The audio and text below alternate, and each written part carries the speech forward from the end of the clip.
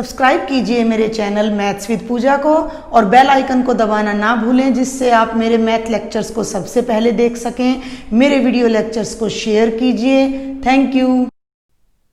Welcome dear students. आज हम करेंगे चैप्टर नंबर 3 के 4 मार्क्स के क्वेश्चन, और वो स्पेशल क्वेश्चन जो हमारे लास्ट ईयर एग्ज़ाम में आए हुए हैं। बट स्पेशल क्यों हैं? क्योंकि हमारा जो टॉपिक चल रहा है वो चल रहा है दो चर वाले रैखिक समीकरण।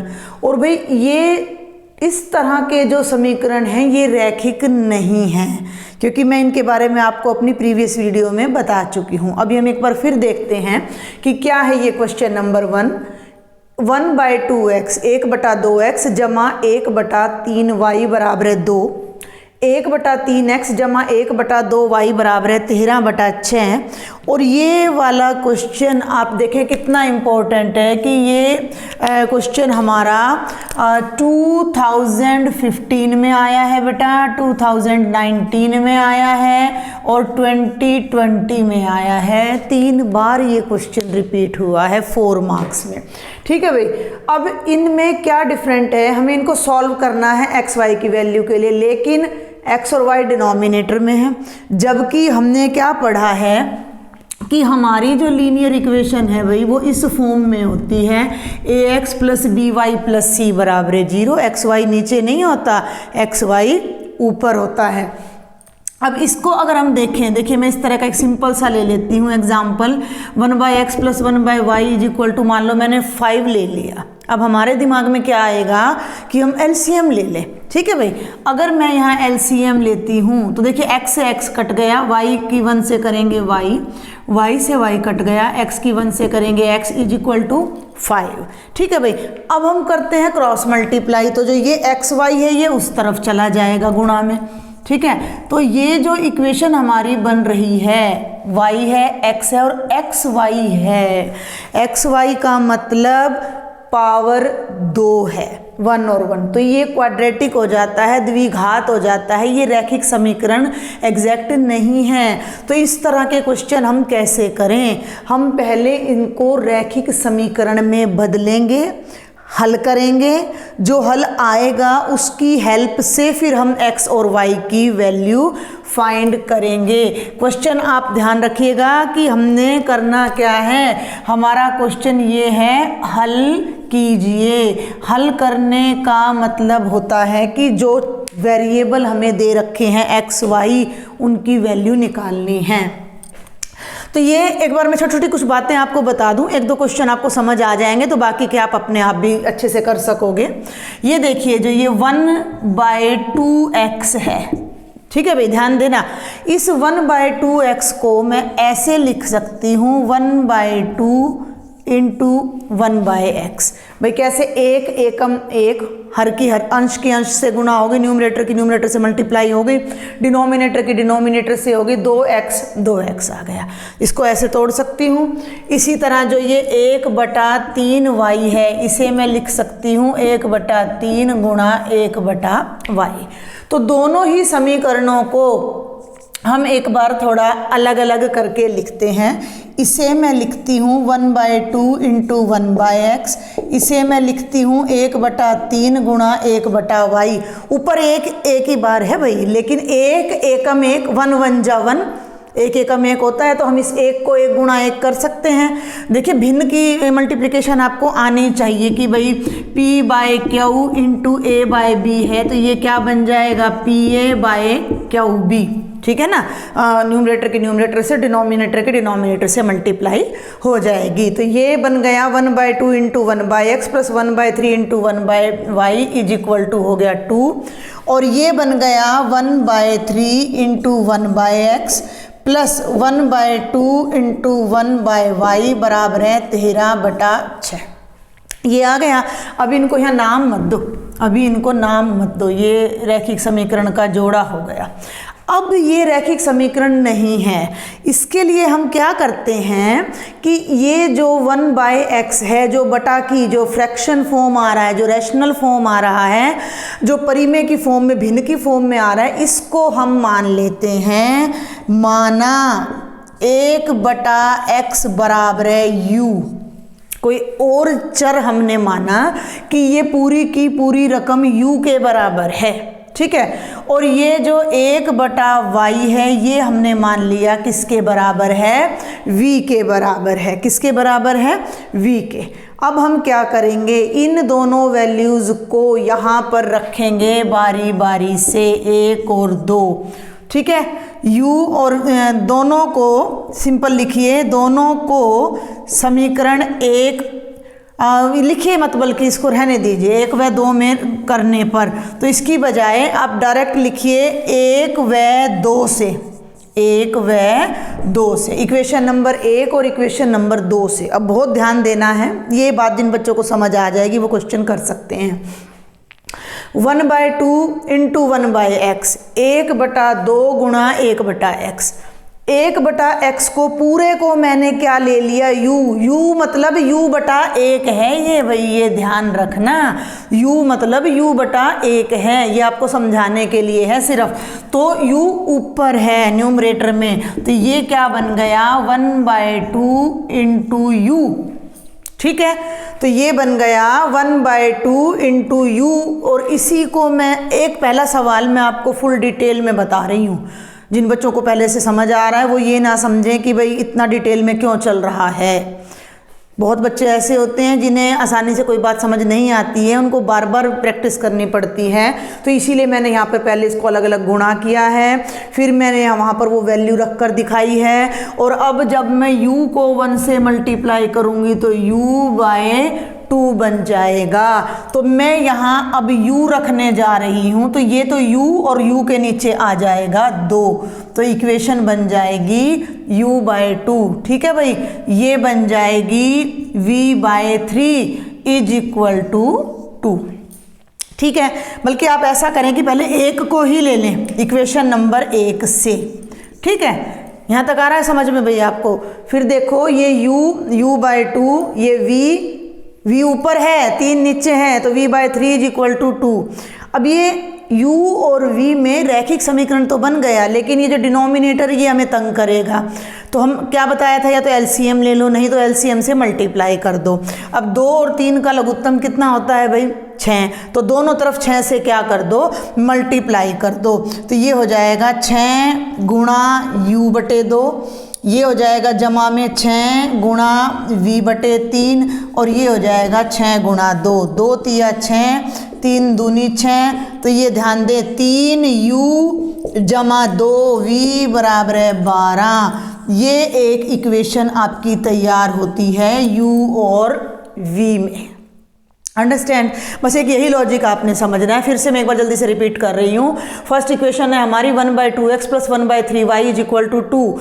इसको मैं 1/2 इंटू 1/x लिख सकती हूँ, ठीक है भाई, और इसको 1/3 इंटू 1/y, पहली इक्वेशन पकड़ रहे हैं, बस हम अभी सिर्फ पहली इक्वेशन पकड़ रहे हैं। तो ये वैल्यू को हमने u मान लिया, ठीक है, इस वैल्यू को हमने u मान लिया कि जो ये 1/x है, जो x का रेसिप्रोकल है, जो x का व्युत्क्रम है, वो u के बराबर आ रहा है। तो इस पूरे की जगह पर इस पूरी वैल्यू के प्लेस पर हमने यहाँ पर क्या रख दिया, u रख दिया। और इसकी डिटेल मैंने आपको यहाँ दी है कि भाई इसको सेपरेट किया, इसकी जगह पर u ऊपर आ गया, u को 1 से मल्टीप्लाई किया तो ये u है भाई, v नहीं पढ़ना, और बाय में कितना आ गया, 2 आ गया, ये u/2 बन गया। सेम लाइन पर ये v है, v/3 इज इक्वल टू 2। अब ये जो डिनोमिनेटर है ये आपने ख़त्म करना है, तो एलसीएम ले लो या तो, अदरवाइज द बेस्ट ये है कि आप एलसीएम से मल्टीप्लाई कर दो। तो ये एक लीनियर इक्वेशन आपको मिली है, एक रैखिक समीकरण आपको मिला है जिसके वेरिएबल x और y नहीं है, u और v है। इसी तरह अब हम दूसरी इक्वेशन को भी ऐसे ही अब कन्वर्ट करेंगे। तो मैं यहाँ ऊपर आपको करके दिखा रही हूँ, ये वाला मैं रब कर रही हूँ साथ साथ। ये देखिए, अब देखिए इक्वेशन नंबर 2 से क्या होगा, 2 से भी बिल्कुल सेम। 1/3 गुणा 1/x, 1/x की जगह u रखा तो u ऊपर 3 नीचे, तो ये बन जाएगा u/3। ध्यान देंगे ये बन जाएगा v/2 और ये बन जाएगा 13/6। वही 6 से मल्टीप्लाई कर दो दोनों तरफ। इस तरह के सवाल हम पहले मैं आपको समझा चुकी हूँ लास्ट लेक्चर्स में। तो जब हम यहाँ 6 से मल्टीप्लाई करेंगे तो ये बन जाएगा 3 दूनी 6, 2 तिया 6 और 6 से 6 कट कर 13। इसको हमने नाम दे दिया इक्वेशन नंबर 4। क्यों? क्योंकि 1 और 2 तो ऑलरेडी हमने डिफाइन कर रखे हैं। अब हमारे पास ये दो इक्वेशन आ गई, 3u 3u जमा 2v बराबर है 12 और 2u जमा 3v बराबर है 13। आप चाहो तो इसको इसके नीचे ही लिख लो, यहाँ 3u plus 2v is equal to 12। ये हमारी इक्वेशन नंबर 3 है। अब ध्यान दें, ये जो इक्वेशन का पेयर था, ये जो रैखिक युग्म था समीकरणों का, ये दोनों इनमें कन्वर्ट हो गए हैं। ठीक है, अब इनको हम अपने एलिमिनेशन मेथड यानी कि विलोपन विधि या सब्स्टिट्यूशन यानी प्रतिस्थापन विधि की सहायता से इन्हें सॉल्व करेंगे, जिससे हमें u और v की वैल्यू मिलेगी। और जब हमें u की वैल्यू मिल जाएगी तो उसका यूज़ यहाँ करके हम x और y की वैल्यू को फाइंड कर सकते हैं। तो इन दोनों पे अब हम फोकस करते हैं। तो हम क्यों ना एलिमिनेशन मेथड ले लें। तो इक्वेशन नंबर 4 में यहाँ 2 है और यहाँ 3 है, दोनों ही प्राइम नंबर हैं। तो इक्वेशन नंबर 4 को 2 से गुणा कर दो, उल्टा कर गई मैं। इक्वेशन नंबर 4 को तो 3 से कर दो, 3 दूनी 6, और इस इक्वेशन को 2 से मल्टीप्लाई कर दो। इसको 3 से करेंगे, कंप्लीट इक्वेशन को 3 से मल्टीप्लाई कर रहे हैं अब हम। तो ये बनेगा 3 दूनी 6, 3 तिया 9 और 13 तिये 39। और इसको 2 से करेंगे तो 6, 2 दूनी 4 और 12 दूनी 24। अब ध्यान दें कि इन दोनों के जो कोफिशिएंट, u के दोनों कोफिशिएंट सेम है लेकिन साइन भी सेम है। तो यहाँ मैंने आपको क्या बताया था कि अगर साइन सेम है तो घटा दें, साइन अपोजिट है तो जोड़ दें। हम u खत्म करेंगे यहाँ से, minus minus minus cancel, 9v minus 4v, 9 में से 4 गया 5v और ये बन गया 15। 5 नीचे चला जाएगा, v की वैल्यू आ जाएगी 15/5 यानी 5 तिये 15। v आ गया 3। अभी u और निकालिए, v बराबर 3 को कहाँ पर रखिएगा अब आप, समीकरण नंबर 4 में रखने पर। ये बात मैं हर बार आपको कहती हूँ कि इक्वेशंस पर आपने सर्कल लगा के उन्हें अलग से दिखलाना है। तो यहाँ रख लीजिए 3, तो भाई ये बन गया 2u जमा 3 ब्रैकेट 3 बराबर है 13। ठीक है भाई, ये बन गया 2u जमा 9 बराबर है 13। 9 उधर जाकर घट जाएगा और ये बन जाएगा 2u बराबर है 13 घटा 9 यानी 4 और u बन जाएगा 4/2 यानी 2। अब हमारे पास यहाँ से v आ गया 3 और भाई u आ गया 2। अब आप ये मत समझिएगा कि हमारा क्वेश्चन कंप्लीट हो गया है। एक्चुअल क्वेश्चन हमारा क्या था? एक्चुअल क्वेश्चन था to find the value of x and y। हमें तो इसको हल करना है, तो हमने x और y का मान निकालना है। वो अब हम कैसे करेंगे देखिए ज़रा ध्यान से, बस 2 ही मिनट का काम अब हमारा रह जाता है। ये देखिए, हम यहाँ से ले लीजिए, u की वैल्यू आ रही है 2 और v की वैल्यू आ रही है 3। u का मतलब क्या है? 1/x, तो 1/x बराबर है 2 और v का मतलब क्या है? 1/y बराबर है 3। ठीक है भाई। अब देखो, वैसे तो ये बिल्कुल आसान है। 2 तरीके हैं समझने के लिए कि 1/x बराबर है 2 है। पहला जो लंबा तरीका है, बिल्कुल जो टेक्निकल मेथड है, वो क्या है कि x आर पार गुणा कर दो। भाई ये 2 का मतलब क्या है? 2/1। 1 की तो 1 से गुणा कर दो और इस x की 2 से कर दो। ठीक है भाई, तो 1 बराबर है आ गया 2x। अब हमने x का मान निकालना है, तो ये 2 नीचे आ जाएगा, तो 1/2 बन जाएगा x। यह है लंबा तरीका, हम ऐसे नहीं करेंगे। इसकी बजाय मैं आपको डायरेक्ट एक बात बता दूं कि अगर a/b c/d के बराबर है, ठीक है, अनुपात। तो हम दोनों को इकट्ठा उलट सकते हैं कि b बटा a किसके बराबर हो जाएगा, d बटा c के। इसका उल्टा किया b बाय a, इसका उल्टा किया d बाय c, दोनों इक्वल होंगे। तो यहाँ पर हमें x की वैल्यू निकालनी है, यानी x हमें ऊपर चाहिए, तो इसको उल्टा कर लो। उल्टा करोगे तो x बटा 1, और इसको उल्टा करोगे तो 2 का उल्टा। उल्टा मीन्स उसका रेसिप्रोकल। भाई 2 का मतलब क्या होता है, 2 बटा 1। तो 2 बटा 1 को उल्टा करोगे तो क्या आएगा, 1 बटा 2। तो जो x की वैल्यू आएगी, इसको ऐसे ही रखो, और x की वैल्यू कितनी आ जाएगी, 1 बटा 2। सेम यहाँ ऊपर कर रहे हैं, y ऊपर चला गया और 1 बटा 3 नीचे आ गया। ठीक है भाई, तो y की वैल्यू हमारी कितनी हो गई, 1 बटा 3। टेक्निकल तरीका भी मैंने आपको बता दिया कि आर पार गुणा करके आप निकालोगे, आर पार गुणा करके, क्रॉस मल्टीप्लाई करके। अदरवाइज आप डायरेक्ट इस मेथड से भी इसको रिवर्ट कर सकते हो। तो x की वैल्यू 1/2 आएगी और y की वैल्यू 1/3 आएगी। ये आपका आंसर होगा इस क्वेश्चन का।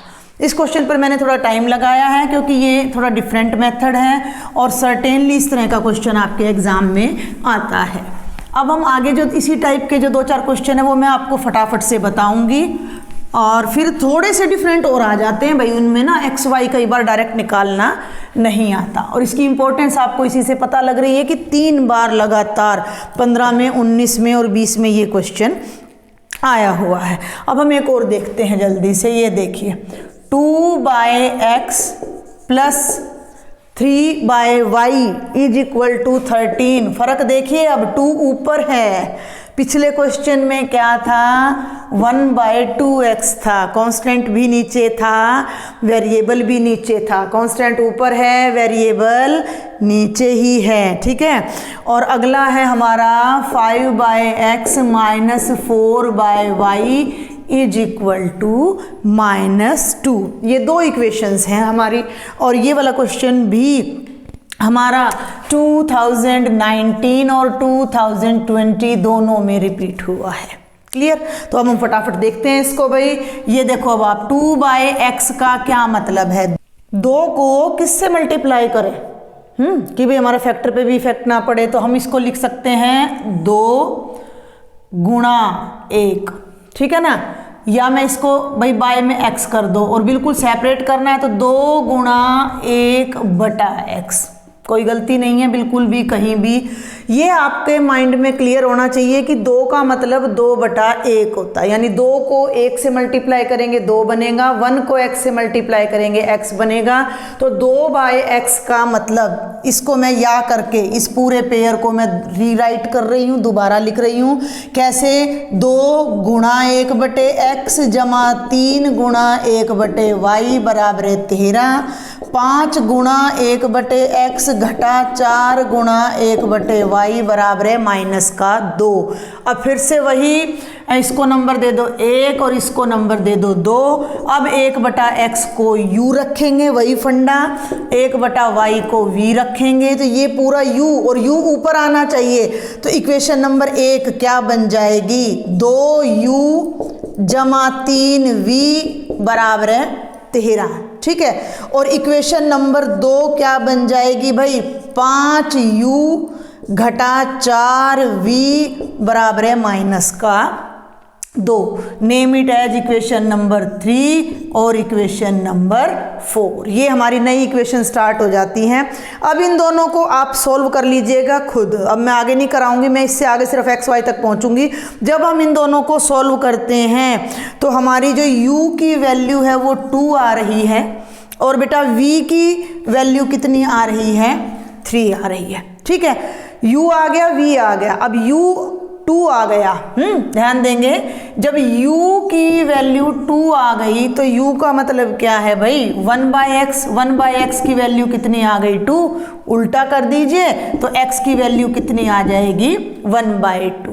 Clear? On the same line v कितना आ रहा है, 3 आ रहा है हमारा, तो v की वैल्यू 3 है, v का मतलब 1/y3 है हमारा, 3/1 है। उल्टा कर दीजिए तो y कितना हो जाएगा, 1/3। क्लियर? क्योंकि हमने इसको पुट इस तरह से किया है, रेसिप्रोकल में, व्युत्क्रम में उल्टा करके। ठीक है, इसकी डिटेल मैंने आपको फर्स्ट पार्ट में, फर्स्ट क्वेश्चन में आपको दे दी है। तो इस तरह ये है डायरेक्ट एप्लीकेशन। अब हमारी इनमें कई बार हमारा जो न्यूमरेटर है वो थोड़ा मुश्किल दे देंगे, वहाँ हमें दिक्कत आने वाली है, वो भी हम सॉल्व कर लेंगे। ठीक है भाई, तो देखते हैं फटाफट से एक और question. I will name it as question number 3। 1/2x minus 1/y is equal to -1।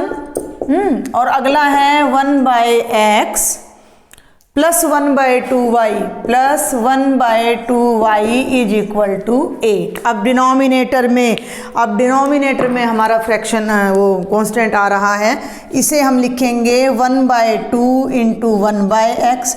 इसके साथ कोई कांस्टेंट नहीं है तो ये केवल -1/y रह जाएगा, इक्वेशन नंबर 1। ये 1/x plus 1/2 into 1/y is equal to 8, equation number 2। वही तरीका है भाई, 1/x को u रख लीजिए और 1/y को v रख लीजिए। तो जो ये हमारी फर्स्ट इक्वेशन बनेगी वो क्या बनेगी, ध्यान दो। 1/2 के साथ u और u ऊपर है तो u को 1 से मल्टीप्लाई करेंगे तो ये बनेगा u/2, ये बनेगा v इज इक्वल टू -1।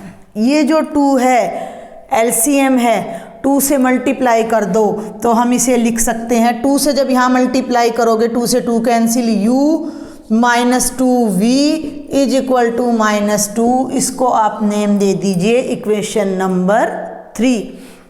और अब फिर यहाँ आ जाइए सेकंड से। भाई पहले मैंने पहली इक्वेशन पकड़ी, उसको u और v में बदला क्योंकि एलसीएम आया हुआ था, डिनोमिनेटर में 2 आया हुआ था। उस डिनोमिनेटर को मैंने ख़त्म किया, चाहे तो एलसीएम की हेल्प से करो या 2 से दोनों तरफ मल्टीप्लाई करके आप करो। क्लियर, तो वो मैंने इक्वेशन बना दी। अब हम दूसरी इक्वेशन पर आते हैं। तो दूसरी इक्वेशन हमारी क्या बन रही है, u प्लस 1/2 के साथ क्या आ रहा है v, तो v/2 इज इक्वल टू 8। अब आप 2 लघुत्तम लोगे फिर उधर ले जाओगे तो इससे अच्छा है कि दोनों तरफ 2 से मल्टीप्लाई कर दो। तो ये बन जाएगा 2u जमा यहाँ 2 से मल्टीप्लाई किया तो v बराबर है 16। ये बन गई इक्वेशन नंबर 4। आप इसको हाईलाइट रखें, ये आपकी इक्वेशन नंबर 3 है और ये आपकी इक्वेशन नंबर 4 है। हम क्या करते हैं कि हम इक्वेशन नंबर 4 को 2 से मल्टीप्लाई कर लेते हैं। इसको एज इट इज लिख रही हूँ मैं, ध्यान देना।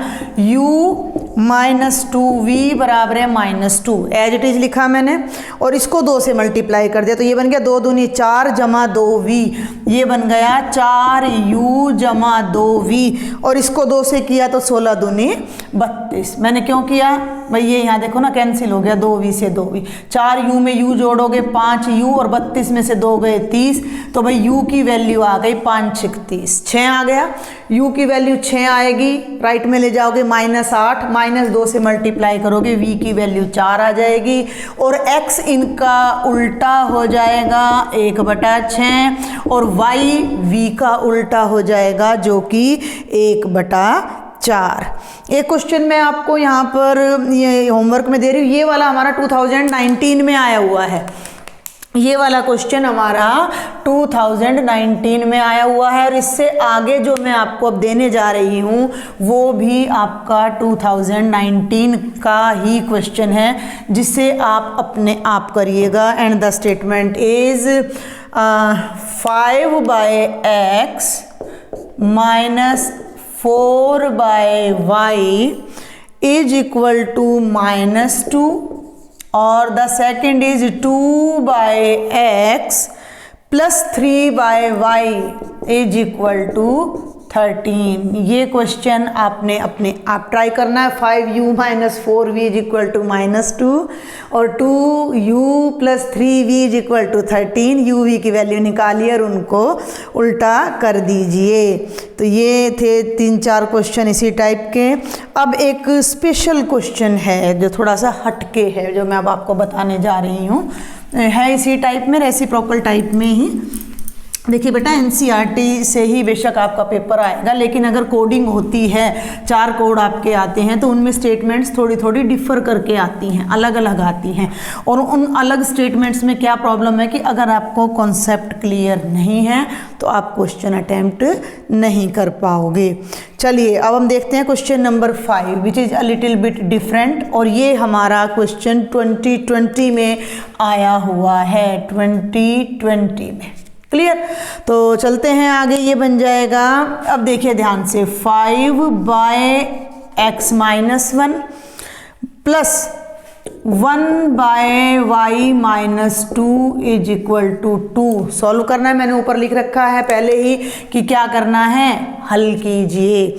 फिर बोल देती हूँ मैं 5/x - 1 plus 1/y - 2 is equal to 2 and the second is 6/x - 1 minus 3/y - 2 is equal to +1। ये सिस्टम है अब हमारा। अब ये जो डिनोमिनेटर में आ गया, ये चीज़ अब आपको तंग कर सकती है कि ये क्या लिखा गया है। तो ये देखिए, अब आप ज़रा 1 मिनट बेटा। तो ये हम क्या करते हैं कि 5/x - 1 को अब मैं लिख सकती हूँ 5 गुणा 1/x - 1।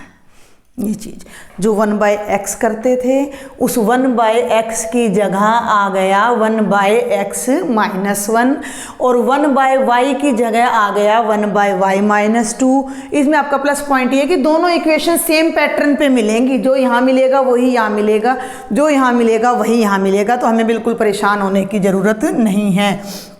ये बनेगा 5 × 1/x - 1 plus 1/y - 2 is equal to 2, equation number 1। ये बनेगा 6 × 1/x - 1 minus 3 × 1/y - 2 is equal to 1, equation number 2। जो हम लास्ट 4 क्वेश्चंस में करते थे कि 1/x को हम u और 1/y को v रखते थे, अब हम इस कंप्लीट टर्म को u रखेंगे और इस कंप्लीट टर्म को v रखेंगे। तो माना 1/x - 1 बराबर है u और 1/y - 2 बराबर है v। जो चीज़ हमें परेशान कर रही है उसको हटाना है हमने। तो ये पूरी टर्म ही फ्रैक्शन में आ रही है, बटे में आ रही है, भिन्न में आ रही है, नीचे x आ रहा है, तो इसको पूरे को गायब करना है। तो समीकरण 1 से ध्यान देंगे, समीकरण 1 5 के साथ ये पूरी टर्म को क्या माना है u, तो ये बन गई 5u जमा इसके साथ कोई कांस्टेंट और तो है नहीं, तो ये बन गया v बराबर है 2, name it as equation number 3 होगी भाई ये तो। और ये बन गया 6u माइनस 3v बराबर है 1, इक्वेशन नंबर 4। अगर हम इसे एलिमिनेशन मेथड से प्रतिस्थापन से करते हो तो v बराबर हो जाएगा 2 × 5u, उसको यहाँ रख लीजिए। चलो प्रतिस्थापन से करते हैं अब हम इसको। समीकरण नंबर 3 से ध्यान दें, 3 को मैंने पकड़ा और v को लेफ्ट में रखा, तो v तो यहीं रह गया, 2 भी वहीं रह गया, 5u यहाँ से उठकर राइट में चला गया, तो ये हो गया 2 - 5u। इस v की वैल्यू को इक्वेशन नंबर 4 में रख दीजिए, तो यहाँ लिख दीजिए इक्वेशन नंबर 4 से 6u घटा 3 उधर करती हूँ मैं, देखिए आपके लिए। इसको हम रख देते हैं इक्वेशन नंबर 4 में, ठीक है भाई, इक्वेशन नंबर 4 में। तो 6 समीकरण नंबर 4 से, ठीक है भाई, तो ये हो गया 6u माइनस 3v का मतलब है 2 × 5u, तो 3 तो बाहर रह गया। और ब्रैकेट जरूर लगानी है, नहीं तो गलती हो जाएगी माइनस प्लस करते टाइम, मल्टीप्लाई करते टाइम। तो ये हो गया 2 - 5u, और भाई ये अपना राइट में क्या है भाई 1 है, तो इज इक्वल टू आ गया 1 आपका। सॉल्व कर लीजिए, you will get the value of u। 6u घटा 6 घटा जमा 15u बराबर है 1, 15 और 6 21u, और ये 6 उधर जाकर जुड़ जाएगा, तो ये बन जाएगा 7। ये u है, इसे आप u पढ़ें, तो ये आ गया 21u बराबर है 7, u बराबर है 7/21, और 7 के पहाड़े में 21 आता है, तो u की वैल्यू हो जाएगी 1/3 यानी कि 1/3। अब इस u की वैल्यू को आप यहीं v में रख लीजिए। Name it as equation number 5। तो ये हमें v की वैल्यू डायरेक्ट देगा। तो v क्या हो गया भाई, v है 2 - 5u। ये हमने कहाँ से लिया है, समीकरण नंबर 5 से। तो ये हो गया 2 - 5। u की वैल्यू कितनी है, 1/3। तो 5 को 1/3 से मल्टीप्लाई करेंगे तो 5 एकम 5/3। तो ये बन गया 2 - 5/3। और जब आप लघुत्तम लेंगे, एलसीएम लेंगे, 3 2 जा 6, 3 दूनी 6 और 6 में से 5 गया 1/3। तो v भी 1/3 आ गया भाई और u भी 1/3 आ गया, दोनों ही 1/3 आ गए। अब काम क्या रह गया हमारे पास, x और y की वैल्यू निकालनी। अब यहाँ हमें दिक्कत थोड़ी सी, हमें एक्स्ट्रा अब यहाँ पर ध्यान देना है। देखिए पहले u पर चलते हैं। अब हम u कितना है, 1/3। और u को हमने किसके बराबर रखा है, u को हमने 1/x - 1 के बराबर रखा है। देखिए 1 इसकी जगह तो मैंने रख दिया 1/x - 1 और ये 1/3 है। दोनों को ही हम उलट दें। हमने फर्स्ट क्वेश्चन में हमने देखा a/b अगर c/d के इक्वल है तो हम रिवर्स कर सकते हैं। तो ये तो उल्टा होके बन जाएगा x - 1 और ये उल्टा होके बन जाएगा 3। अब ये x - 1 की वैल्यू आई है, x की नहीं आई है। तो x की वैल्यू कैसे निकालोगे, 1 को राइट में ले जाओ तो x आ जाएगा 3 + 1 यानी कि 4। क्लियर। थोड़ा सा जो चेंज था वो ये था कि यहाँ -1 हमारा साथ में आ गया था। सिमिलरली आप v पर आ जाइए, v की वैल्यू भी बाई चांस 1/3 है और बेटा v किसके इक्वल है, 1/y - 2 के। 1/y - 2 = 1/3। उल्टा करेंगे तो y - 2 बराबर है 3। 2 अब यहाँ से हमें हटाना है क्योंकि हमें y की वैल्यू चाहिए। तो y हो जाएगा 3 + 2 = 5। तो x 4 और y 5। ये कंप्लीट समरी हमने यहाँ पर लिखनी है और यहाँ अपना आंसर मेंशन कर देना है। तो ये थोड़ा सा लिटिल बिट डिफरेंट क्वेश्चन था और ये हमारा 2020 में, मार्च 2020 में आया हुआ है। बस इसमें ये ध्यान रखना है कि 1/x की जगह 1/x - 1 आ गया है। यहाँ कुछ भी हो सकता है, x - 1 हो सकता है, x + 5 हो सकता है, x + 3 हो सकता है, कोई भी चीज़ हो सकती है। उस कंप्लीट को आपने u रखना है, इस कंप्लीट को v। उस टाइम इसको भूल जाओ। आगे uv में आपकी इक्वेशन आ गई, उसको अपने सिंपल मेथड से सॉल्व करो, uv की वैल्यू आ जाए, उसके बाद आपने इसको फिर रीयूज़ करना है। तो ये आपको एक इक्वेशन बन गई, इक्वेशन आपको x की वैल्यू दे देगी। तो ये आपका 5 मार्क का क्वेश्चन आएगा। वैसे तो ये 4 में था पर इस बार 4 के क्वेश्चन है नहीं 2021 में, 2021 के पेपरों में। तो ये आपने इस तरह के क्वेश्चंस की प्रैक्टिस करनी है। अभी हम और देखते हैं भाई कुछ क्वेश्चन।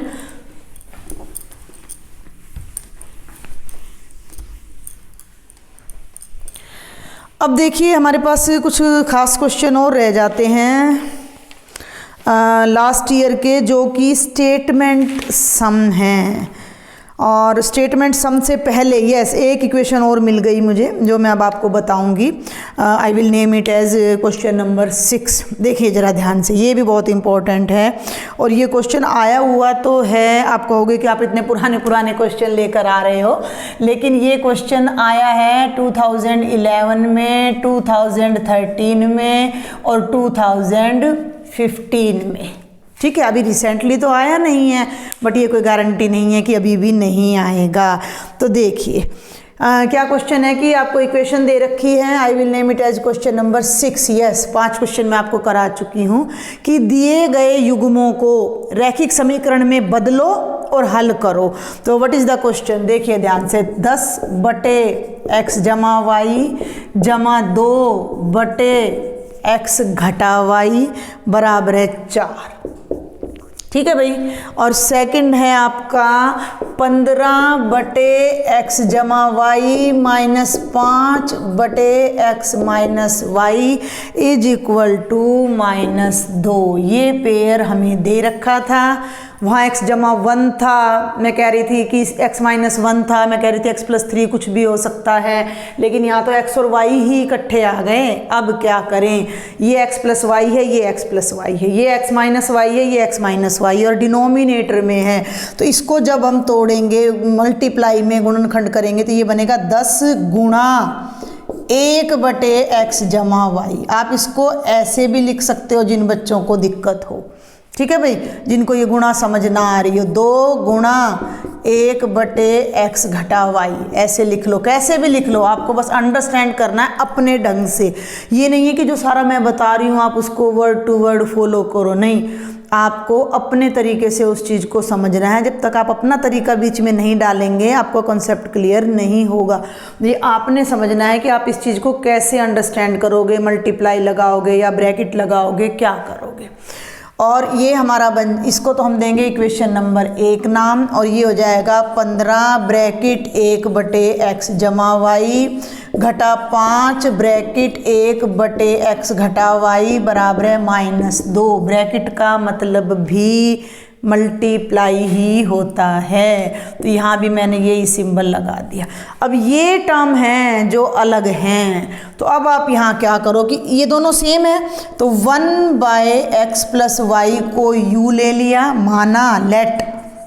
देखिए इंग्लिश मीडियम और हिंदी मीडियम में कोई ज़्यादा फर्क नहीं है। अब इंग्लिश मीडियम वाले यहाँ सिर्फ इतना लिखेंगे लेट, अदरवाइज सेम क्वेश्चन चल रहा है, ये यूँ का यूँ। और 1/x minus Y is equal to v, और इन दोनों को अब यहाँ पर पुट कर दीजिए इक्वेशन नंबर 1 से।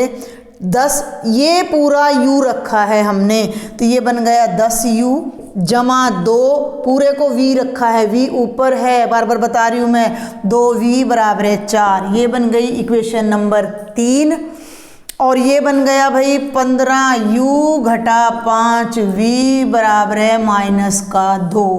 क्लियर, इसको आप अपने आप सॉल्व कर लीजिएगा। मैं यहाँ से आपको जस्ट बता रही हूँ कि u और v की क्या वैल्यू आ रही हैं।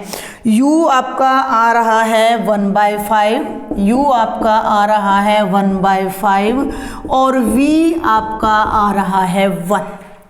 ध्यान देंगे, u आ रहा है 1/5 और v आ रहा है 1। आगे हमारा काम है x और y को सॉल्व करना। ये ध्यान रखिएगा, यहाँ मैंने पेंडिंग छोड़ दिया है सवाल, आपने खुद करना है आइदर बाय सब्स्टिट्यूशन और बाय एलिमिनेशन मेथड।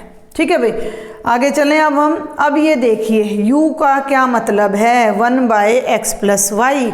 तो यहाँ क्या मतलब है, ये u का मतलब है 1/x plus Y is equal to 1/5। Denominator में है, दोनों को एक साथ पलट दो तो ये बन जाएगा x जमा वाई बराबर है 5। x जमा वाई भी ऊपर चला गया, 5 भी ऊपर चला गया। और v को हमने क्या लिया था भाई, ध्यान दें, v 1/x माइनस वाई, तो v हमने लिया था 1/x माइनस वाई, जिसको हमने एक का मतलब 1/1, ऊपर भी 1 नीचे भी 1, तो उल्टा करोगे तो भी 1, तो ये कितना बन जाएगा, ये बन जाएगा x माइनस वाई बराबर है 1।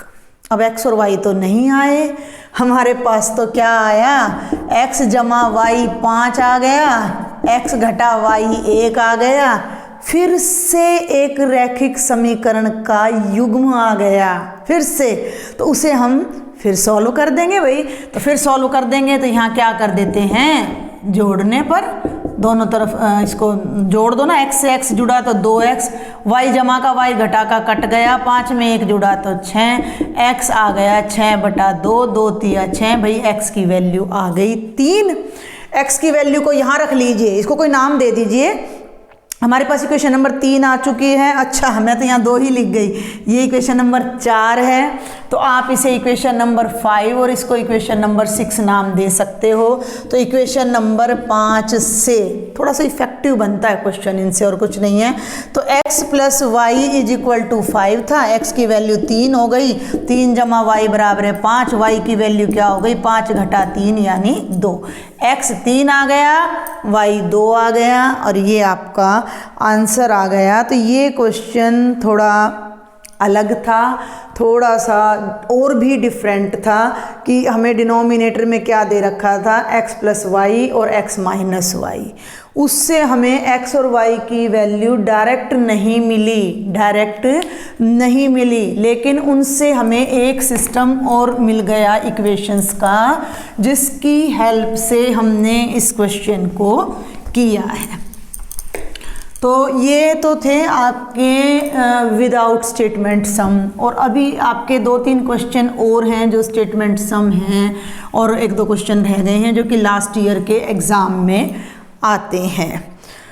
तो एक तो हमारा बड़ा फेमस सा क्वेश्चन है, और ये हमारी एक्सरसाइज में भी आ जाता है। ये हमारी एक्सरसाइज मैं आपको बता दूं बेटा जी, 3.6 के सेकंड क्वेश्चन का फर्स्ट पार्ट है, और ये हमारा 2011 और 15 में आया हुआ है। तो मैं समझाना ज़रूरी समझती हूँ। अभी इस साल का थोड़ा सा एक बार क्लियर हो जाता है कि कितने मार्क्स के किस चैप्टर में से क्या क्वेश्चन आएंगे, और थोड़ा सा और आइडिया हो जाता है कि कब तक एग्ज़ाम होंगे। तो मैं आपको एक बार फिर बता दूंगी कि जिन जिन क्वेश्चन को आप कट कर सको, ठीक है। अभी मैं केवल ये वीडियोस लास्ट ईयर के क्वेश्चंस के बेस पर बना रही हूँ, जिससे आपको पूरी बुक ना करनी पड़े, बस रिवीजन में काम चल जाए। तो इन क्वेश्चंस को हम नहीं छोड़ेंगे। देखिए ध्यान से, ये मैं आपको साथ में यहाँ लिख भी देती हूँ, आप अपनी बुक से ले लीजिएगा। ये है एक्सरसाइज 3.6 के क्वेश्चन नंबर 2 का फर्स्ट पार्ट, ठीक है भाई। क्वेश्चन नंबर 2 का फर्स्ट पार्ट, रितु कोई लड़की है, धारा के अनुकूल 2 घंटे में 20 किलोमीटर तैर सकती है। मैं एक बार पहले जल्दी से पढ़ देती हूँ।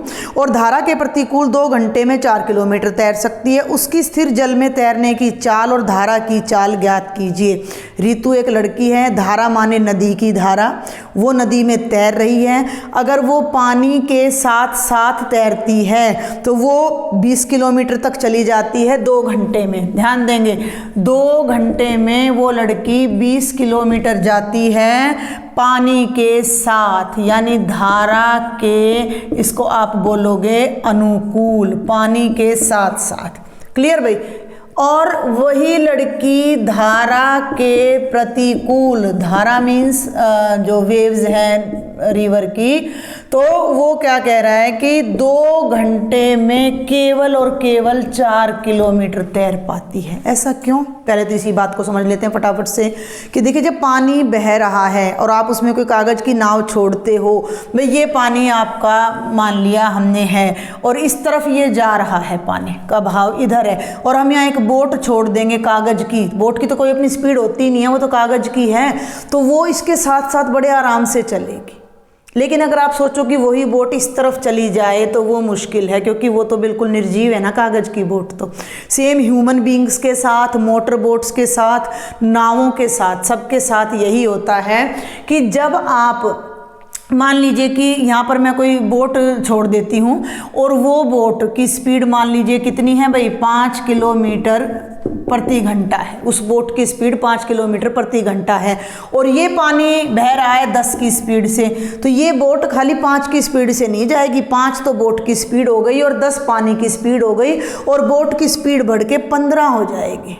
ठीक है, क्योंकि पानी भी अपने साथ उसको बहाकर ले जाएगा। लेकिन यही बोट अगर अपोजिट डायरेक्शन में जाना चाहे 5 की स्पीड से, ठीक है, तो 5 उसकी है, 10 पानी की है, पानी इसको और कम कर देगा, और वो 10 में से 5 गए, 5 पर ही, या आप इसको वही 8 मान लीजिए, 8 मान लीजिए। चलिए, बोट की स्पीड 8 है, तो इस तरफ जब बोट जाएगी तो उसकी स्पीड हो जाएगी 10 जमा 8 यानी 18 किलोमीटर, और इस तरफ जाएगी तो कम हो जाएगी। ठीक है। एक चीज़ और यहाँ ध्यान देने की है कि अगर पानी तेज चल रहा है और हम मंदा चल रहे हैं तो हम तैर नहीं पाएंगे, तो हमारी स्पीड पानी से तेज होनी चाहिए। तो ये मैं थोड़ा उल्टा ले गई आपके लिए। मान लीजिए कि आपकी स्पीड 10 किलोमीटर प्रति घंटा है, पानी की स्पीड 8 किलोमीटर प्रति घंटा है, आप इधर जा रहे हो तो आपकी स्पीड 18 हो जाएगी, और अगर आप इधर आओगे तो आपकी स्पीड 2 किलोमीटर प्रति घंटा ही रह जाएगी। ये है धारा के प्रति अनुकूल और ये है धारा के प्रतिकूल। ठीक है, भी डाउन स्ट्रीम और अप स्ट्रीम हो जाता है ये। तो अब वही बात ऋतु के साथ है। अब हमारा क्वेश्चन क्या है, क्वेश्चन पढ़ते हैं कि ऋतु इतना तैर रही है, धारा के अनुकूल इतना तैर रही है, प्रतिकूल इतना तैर रही है, तो उसकी स्थिर जल में तैरने की चाल, यानी ऋतु स्थिर जल, अगर पानी बिल्कुल ठहरा हुआ है और ऋतु तैर रही है तो वो कितनी मैक्सिमम स्पीड से तैर सकती है। I think this is question number 7। तो इसको आप मान लीजिए, माना ऋतु की स्थिर जल में चाल, माना ऋतु की स्थिर जल में चाल कितनी है, यानी ऋतु कितनी स्पीड से चल सकती है। ये मैं अब थोड़ा रब कर देती हूँ। तो मान लिया ऋतु की स्पीड है x किलोमीटर प्रति घंटा। सेकंड क्वेश्चन क्या है, धारा की चाल कितनी है, तो माना धारा की चाल यानी जो पानी है उसकी चाल कितनी हो गई, y किलोमीटर प्रति घंटा। अब आपको एक चीज़ और ध्यान रखनी है कि हमारा फॉर्मूला होता है distance is equal to speed into time. Distance means दूरी बराबर है चाल गुणा समय, दूरी बराबर है चाल गुणा समय। अब हमें दूरी पता है और समय पता है और चाल हमने मान ली है, लेकिन ये तो सिंपल चाल हैं और ये जो चाल हमें दे रखी है ये पानी के अनुकूल है। इसी बात को बस आपने पकड़ना है। ध्यान दें भाई, ऋतु पानी में x की स्पीड से चल रही है और धारा y की स्पीड से चल रही है। अगर वो पानी के साथ साथ चले तो ध्यान देंगे, धारा के अनुकूल, धारा के अनुकूल ऋतु की चाल, धारा के अनुकूल ऋतु की चाल कितनी हो जाएगी भाई, वो पानी के अनुकूल वाटर के साथ साथ चल रही है, उसी के भाव में बह रही है डाउन स्ट्रीम, तो दोनों की स्पीड जुड़ जाएगी। अभी मैंने बताया था ना 10 जमा 8 18, तो सेम वो बन जाएगी x जमा y किलोमीटर प्रति घंटा। ठीक है भाई, x जमा y किलोमीटर प्रति घंटा। और धारा के प्रतिकूल, धारा के प्रतिकूल ऋतु की चाल हो जाएगी x घटा y किलोमीटर प्रति घंटा। ठीक है भाई। अब पहले केस में जो स्पीड है, जो टाइम है वो 2 घंटे हैं और दूरी कितनी है 20 किलोमीटर। बल्कि इसको ऐसा करिए कि यहीं पर कर लीजिए, प्रतिकूल को हम बाद में लेते हैं। धारा के अनुकूल ऋतु की चाल हो गई। अब निकाल लो भाई दूरी कितनी है 20 किलोमीटर और ऋतु ने समय कितना लिया है 2 घंटे। इन शर्तों को अपने इस फॉर्मूले में अप्लाई कर दो। दूरी बराबर है चाल गुणा समय, distance is equal to speed into time. Distance कितनी है 20, स्पीड यानी कि चाल कितनी है x जमा y, तो ब्रैकेट लगानी है, t टाइम कितना है 2।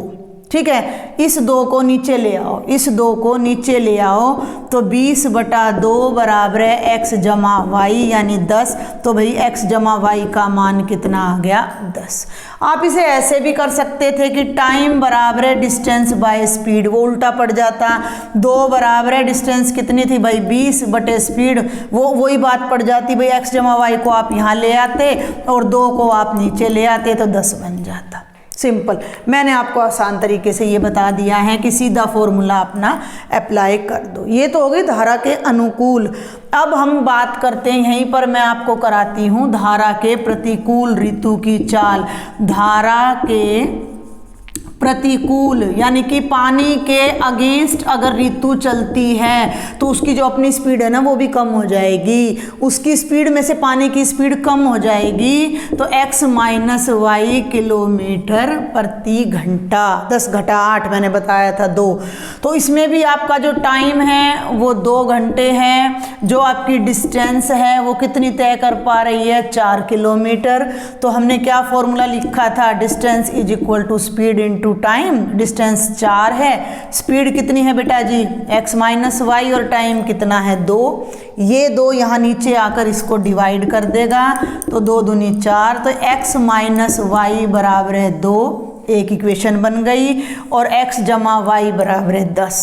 अब आप इन दोनों इक्वेशंस को सॉल्व करिए। y से y कैंसिल, 2x बराबर 12 तो x की वैल्यू 6 आ जाएगी और y की वैल्यू 4, यानी ऋतु तो 6 की स्पीड से चल रही है और पानी की स्पीड 4 किलोमीटर पर आवर है। और ये एक बहुत ही इम्पॉर्टेंट क्वेश्चन है।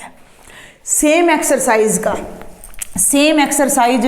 एक्सरसाइज 3.6 का ही मैं कहूँगी एक और क्वेश्चन आपका देखती हूँ एग्ज़ाम में। यस 2015 में आया हुआ है, ओनली 2015 में। तो देखिए उस टाइम बच्चे कितना इनको क्वेश्चन मुश्किल मिल रहे थे, तो आप भी कर सकते हैं इजीली। और मैं आपको बता देती हूँ, आपका 3.5 डिलीट हुई है, इसका मतलब केवल आपका जो वज्र गुणन विधि है वो डिलीट हुई है और उस एक्सरसाइज में आने वाले क्वेश्चन। तो ये तो 3.6 के सेकंड का थर्ड पार्ट है और हमारा शायद 8वां क्वेश्चन है आज के लेक्चर का।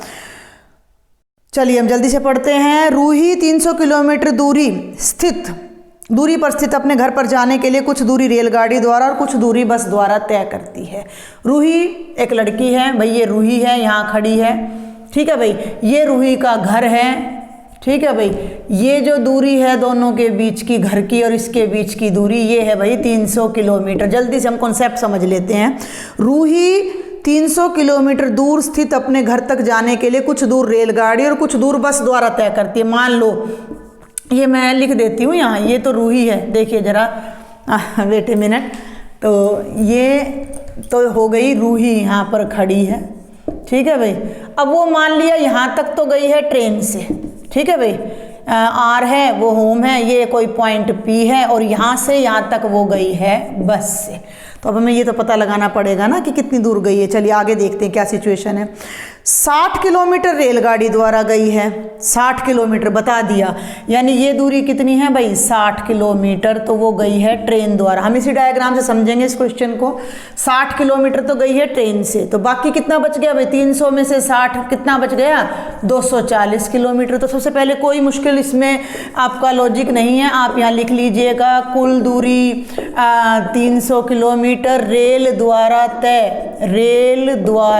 तय कितनी है भाई दूरी 60 किलोमीटर, तो बस द्वारा तय दूरी कितनी हो जाएगी 300 घटा 60 यानी कि 240 किलोमीटर वो बस से गई है। क्लियर, ये पहली लाइन को मैंने डिटेल में एक्सप्लेन कर दिया है। अब ये कहता है कि यदि वह 60 किलोमीटर रेल से और शेष बस द्वारा जाती है तो 4 घंटे लगते हैं। ध्यान देंगे, इस सारे कार्यक्रम में उसको लग रहे हैं 4 घंटे। क्लियर, आगे चलें। यदि वह 100 किलोमीटर रेल से, भाई एक और ऑप्शन लगा दिया, ये रूही है, ये रूही का घर है और वो उसको बोल दिया कि भाई तू 100 किलोमीटर तो ट्रेन से जाओ। भाई तुम कितने किलोमीटर बेटा 100 किलोमीटर तो ट्रेन से जाओ, तो बच कितना गया 200 किलोमीटर, 200 किलोमीटर जाओ बस से। तो उसको जो टाइम लगता है वह 10 मिनट अधिक लगता है, यानी कि इसमें जो उसका टाइम लग रहा है वो 4 घंटे और 10 मिनट लग रहा है। रेलगाड़ी और बस की चाल ज्ञात कीजिए। ठीक है भाई, रेलगाड़ी और बस की चाल ज्ञात कीजिए। रूही को 2 ऑप्शन दे दिए हैं, 60 बाय ट्रेन, 240 बाय बस जाए तो उसको पहुंचने में लगते हैं 4 घंटे। अगर 100 ट्रेन से जाए, 200 बस से जाए तो 4 घंटे 10 मिनट मतलब केवल 10 मिनट ज़्यादा लगते हैं। रेल की और बस की स्पीड निकालनी है हमने, तो माना रेलगाड़ी की चाल x किलोमीटर प्रति घंटा, ध्यान देंगे, और माना बस की चाल y किलोमीटर प्रति घंटा। अकॉर्डिंग टू फर्स्ट कंडीशन, पहली स्थिति के अनुसार, हिंदी में मैं कहूँ तो 2 स्थिति दी गई हैं, इतना बस से इतना, ट्रेन से इतना, बस से इतना, ट्रेन से इतना, बस से। ये फर्स्ट कंडीशन है, ये सेकंड कंडीशन है। पहली स्थिति के अनुसार ध्यान देंगे, 60 किलोमीटर रेल से गई तो टाइम टेकन बाय ट्रेन, भाई हमने मान लिया कि रेल द्वारा लगा समय, ध्यान देंगे, रेल द्वारा लगा समय। अब समय क्या होता है, क्या बताया मैंने आपको, distance is equal to speed into time. तो टाइम क्या होता है, डिस्टेंस बाय स्पीड, तो वो क्या हो जाएगा, दूरी बटे चाल। अब रेल से भाई वो कितनी दूर गई है बेटा, रेल से वो गई है 60 किलोमीटर और चाल कितनी है x, तो इतने घंटे लग गए उसको। ठीक है भाई, चलूँ आगे। और बस द्वारा लगा समय, बस से कितनी दूर गई है, 240 बटा y घंटे, और ये दोनों टाइम मिलाकर कितनी देर लगी उसको, 4 घंटे। तो अब हम यहाँ फिर से लिखें अकॉर्डिंग टू क्वेश्चन, तो दोनों समय का जोड़ 60 बटे x जमा 240 बटा y बराबर है 4 बटा 1 हमारा आ जाएगा। ठीक है भाई, अब इसको आप चाहो तो 4 यहाँ हैं, 240 यहाँ हैं, 60 यहाँ है, तो 4 की टेबल से ये डिवाइड हो जाएंगे। तो आप इसको कर दो, 4 एकम 4, 15 बटा x जमा 60 बटे y बराबर है 1। एक इक्वेशन ये बन गई आपकी। क्लियर है यहाँ तक आपको? आपने, मैं रब करते करते बोल रही हूँ साथ साथ, रूही अपने घर से, अपने वर्किंग प्लेस से घर जा रही है 300 किलोमीटर दूर। अगर वो फर्स्ट केस में 60 किलोमीटर ट्रेन से और 240 किलोमीटर बस से जाती है तो उसको 4 घंटे लगते हैं। इस बात को पकड़ना है। रेल का टाइम निकालना है कितना लगता है, बस का टाइम निकालना है कितना लगता है, दोनों टाइम को जोड़ना है और उसको 4 के बराबर करना है। क्वेश्चन क्या है, रेल की स्पीड कितनी है और बस की। माना रेल की स्पीड x किलोमीटर प्रति घंटा, बस की स्पीड y किलोमीटर प्रति घंटा। रेल द्वारा तय दूरी 60 है तो रेल द्वारा लगा समय क्या हो जाएगा, दूरी बटे चाल, यानी 60 बटे x। बस ने जो समय लिया वो दूरी बटा चाल 240 बटा y, और इन दोनों का जोड़ हो गया 4 घंटे। उनसे हमें एक इक्वेशन मिल गई। अब आप सेकंड कंडीशन पे आ जाओ कि 100 किलोमीटर रेल से और भाई 200 किलोमीटर बस से। ध्यान देना मेरी बात पर, मैं पहले थोड़ा शॉर्ट कर दूं। जो टाइम लग रहा है वो 10 मिनट ज़्यादा लग रहा है, यानी जो टाइम लग रहा है वो 4 घंटे 10 मिनट लग रहा है। इसको घंटे में बदलो पहले, क्योंकि ये जो टाइम है हमारा ये घंटों में आ रहा है, आवर्स में आ रहा है। तो 4 घंटे जमा 10 मिनट है ये, और 10 मिनट को 60 से भाग कर दो तो ये क्या बन जाएगा, आर बन जाएगा। तो 1/6, तो 4 + 1/6, 4 × 6 = 24 और 1 25/6 घंटे। क्लियर? तो अब मैं यहीं पर थोड़ा एडिट करूँगी कि पहले केस में जो रेल से गया है वो रूही जो गई है वो 100 किलोमीटर गई है, तो 100/x, ये तो रेल का टाइम हो गया, जमा बस का टाइम हो गया भाई 200/y बराबर है 25/6। थोड़ा सा ध्यान दें कि ये जो 25 ऊपर है ये 200 को भी डिवाइड करता है और 100 को भी। तो क्यों ना हम 25 से पूरा न्यूमरेटर ख़त्म कर दें।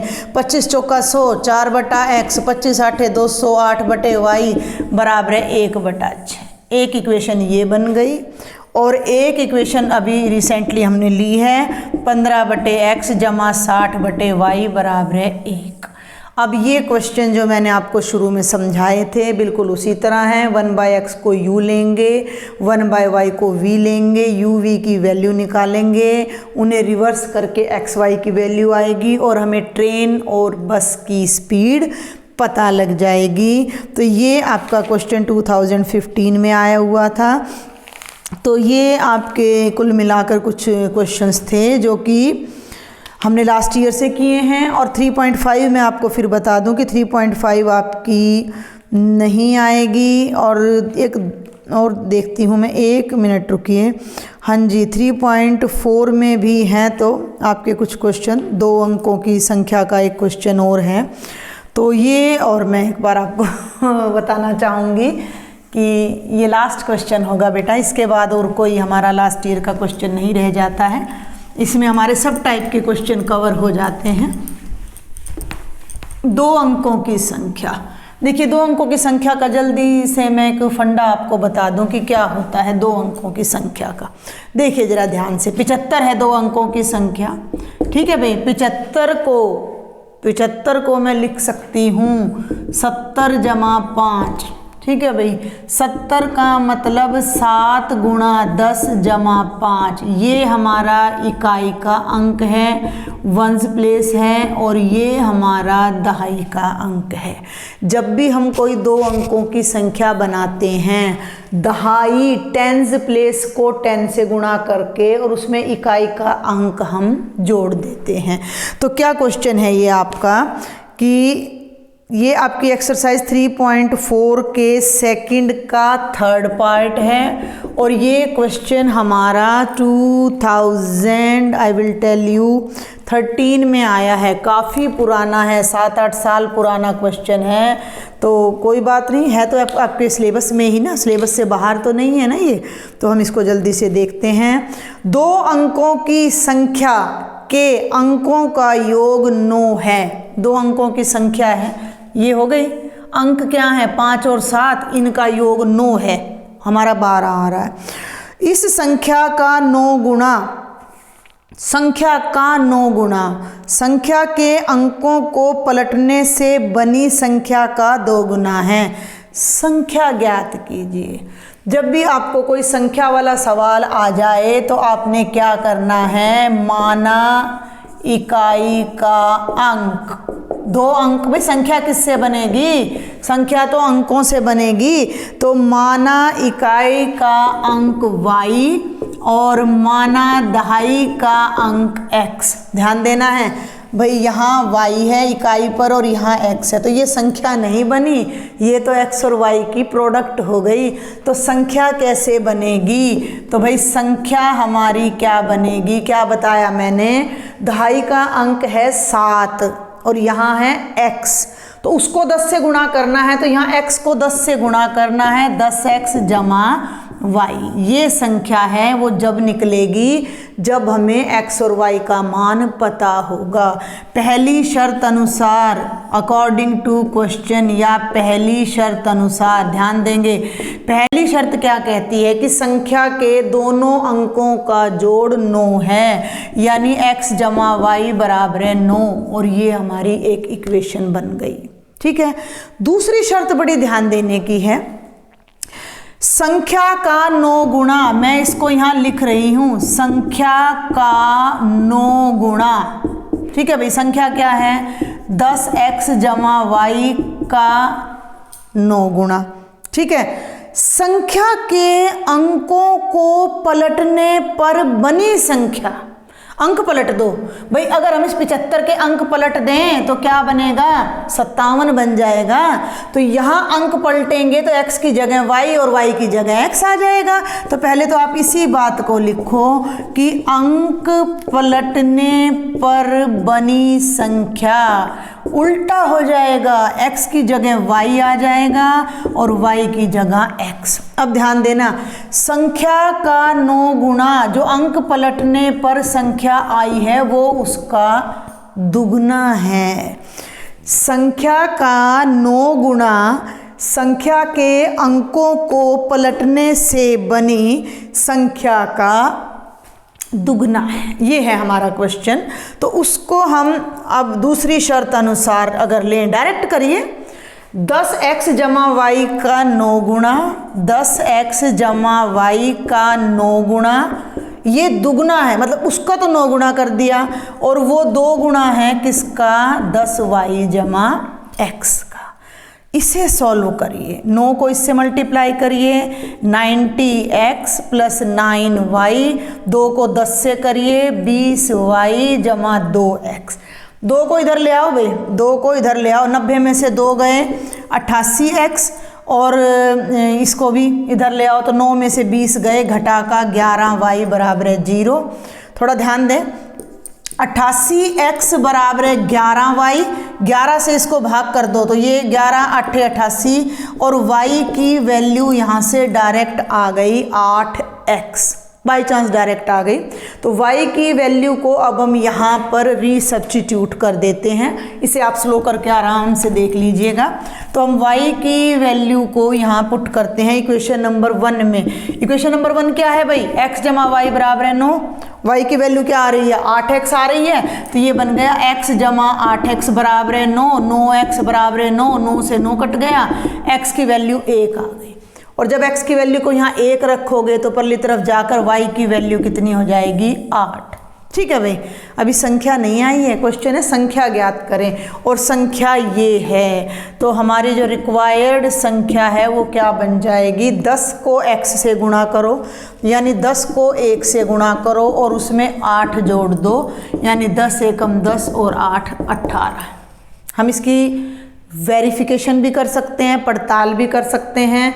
देखो पहली शर्त क्या थी, संख्या के अंकों का योग 9 होना चाहिए, तो 1 जमा 8 कितना हो गया, 9 हो गया। अब अंक पलट लो, अंक पलटोगे तो संख्या कितनी बन रही है, 81। 81 का दुगना संख्या का 9 गुणा, यानी भाई 18 का तो 9 गुणा, 18 में 162। ठीक है भाई, और अंक पलटने पर आई संख्या का दुगना, अंक पलटा तो 81, 81 का दुगना भी 162, दोनों बराबर हो गए।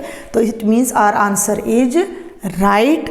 तो ये आपका कंप्लीट चैप्टर 3 का रिवीजन था, और लास्ट ईयर के जितने मैक्सिमम क्वेश्चंस मैं आपको करा सकती थी मैंने कराए हैं। आप इनका रिवीजन करें जिससे आपका चैप्टर 3 स्ट्रॉन्ग हो जाए। 5 नंबर का अभी तक ये हमारा आता था।